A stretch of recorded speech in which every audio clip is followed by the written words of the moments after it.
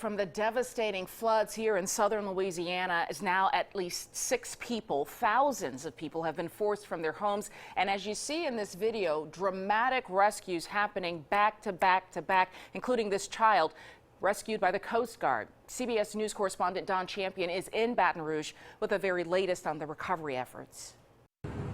The water may be receding in Baton Rouge, but the problems are just beginning for flood victims. Kimberly Albritton tried salvaging what little she could from her home. I'm devastated. I've cried all day. My whole life savings, everything is in that home. It is a reality facing so many here. More than 20 inches of rain drenched South Louisiana over the weekend, leaving entire communities underwater. One of the weathercasters said it's like a tropical event, like a hurricane without the wind.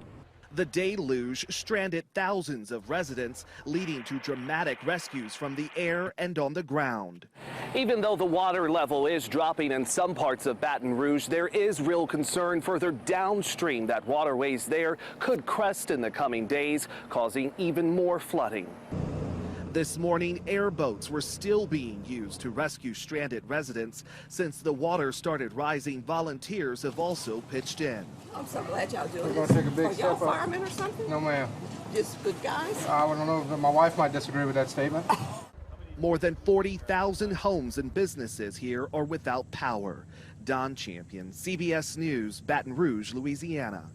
And there's so many examples of people helping people. This is one of those dramatic rescues. It took place where a woman was rescued by these 3 men on a boat, and they arrived just in time. You see them trying to break into the top of her convertible. It was 2/3 submerged when the men heard her yelling for help. And then watch this. They tried breaking that window, and then when they were not successful, the guy jumped in the water as the car continued to sink. One of the men jumped out of the boat into the car, tore through the convertible's fabric of the roof to get the woman out, and then he rescued her dog.